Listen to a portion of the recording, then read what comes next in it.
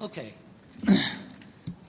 Now we've heard some general descriptions of the question of Asian wisdom traditions. Then you've had a chance to experience one part of that tradition, mostly to do with Buddhism. In the coming weeks, hopefully some of you will be able to attend some of our other workshops, which will introduce aspects of Hinduism, of Taoism, Zen Buddhism, and Islamic Sufism or mysticism. And each one, of course, contributes to this discussion. And what is the discussion? What's the central question?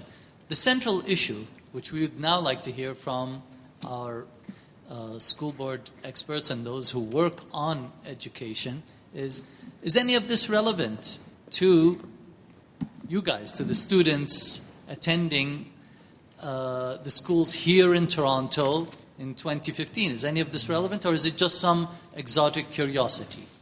So I would like to ask our panel to please limit their remarks, make them as brief as possible, because I think what's most interesting is really the discussion, the feedback from the students. So at the beginning, I'd like to ask Professor Nelson Wiseman, who's the Director of Canadian Studies Program at the University of Toronto, to make a couple of remarks. Well, thank you. I want to thank Kaylee and the organizing committee for inviting me. We in the Canadian Studies Program at the University of Toronto are very proud and delighted to be associated with this event.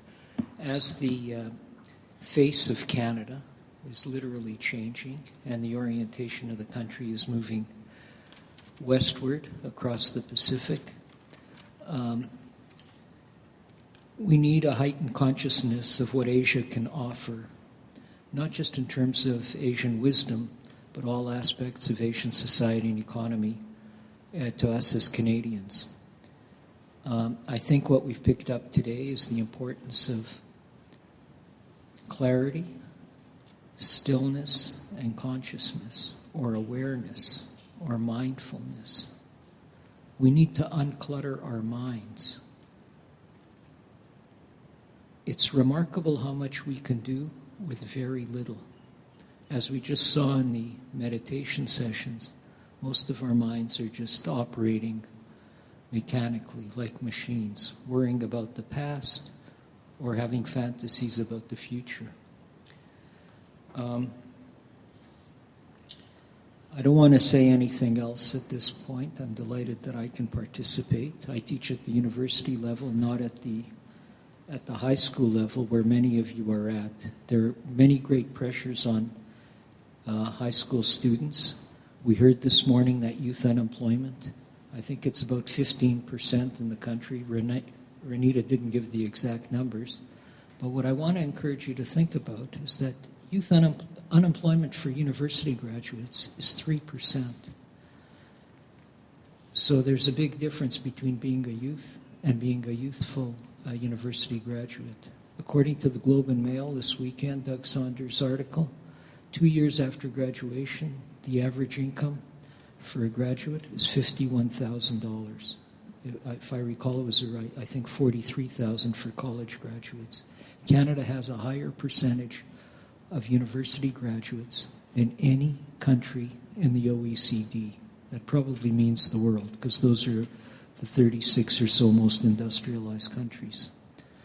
So we've made dramatic advances since I was a high school student and a university and then a university student. But I've said enough, and I want to. One of the reasons we're so proud to be associated with this is because we've seen the impact of Asia and Asians in our own Canadian Studies program. We've had a long-standing program in Asian Canadian Society, and now with the Richard Charles Lee Chair, an endowed chair, we were fortunate to be able to hire a professor who comes to us from the University of Maryland, a graduate, a woman from Toronto, who teaches 2 courses on Chinese Canadian society. So if you decide to go to the U of T, this is a program you might want to consider. Thank you. Thank you.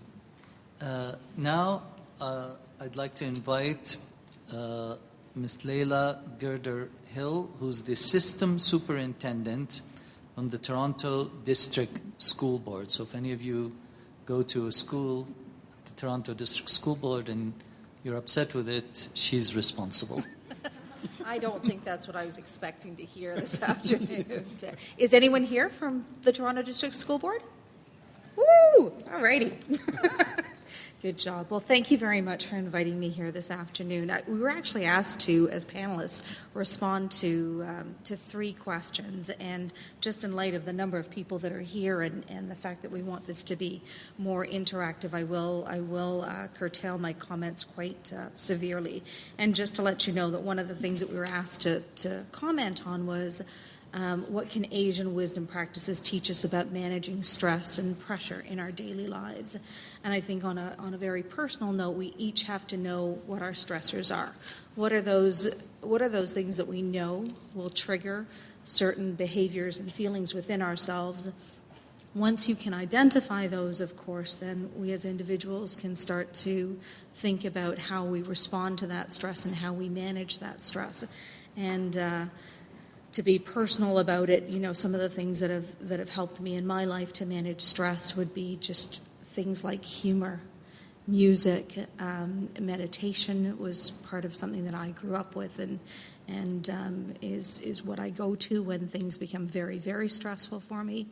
Time in nature, and more than ever, time with family and friends to decompress and to really think about connecting with other people on a deep emotional level, and that can sometimes mitigate some of the pressures and stresses that are felt in my daily life.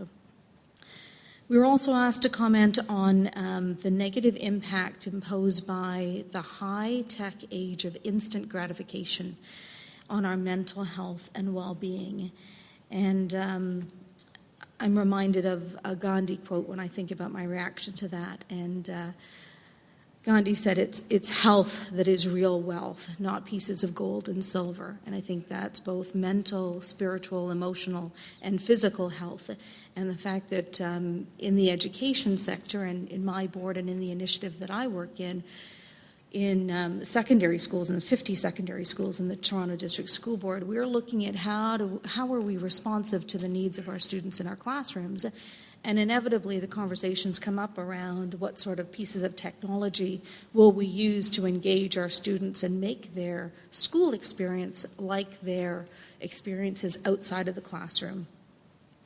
And there's merit in that, and there's also a need to reflect on that, and a need to think about the fact that in school, the experience that we're trying to give to students isn't that we're an app or a video game. That isn't the experience that you'll have in school.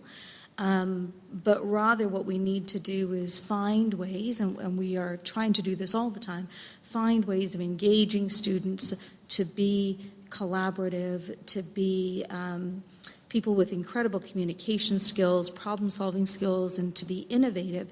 And sometimes pieces of technology help us to do that, and sometimes they don't. Sometimes it does just take sitting down, looking at each other, speaking to each other, connecting on a very, very human basis to develop some of those skills that will be needed right now and in the future, we think. And then one of the last things we were asked to comment on is just how do we transform negative emotions that arise in our daily lives into opportunities towards greater understanding, wellness, and meaning. And again, for me, I'm brought back to a quotation that I think about quite a bit, and that is that we as individuals need to watch our thoughts because our thoughts become our words. Watch our words because our words become our actions. Watch our actions because our actions become our habits. Watch our habits because your habits become your character. And watch your character because your character becomes your destiny. And so it's a reminder that we need to be very conscious of what it is that we are thinking, feeling, and saying, because it is a true representation of who we are. That quote is from Frank Outlaw, but those are just some of the things that resonated with me when I was asked to respond to to Kay's 3 questions to us. Thank you so much. I'd like now to invite Mr. Kirk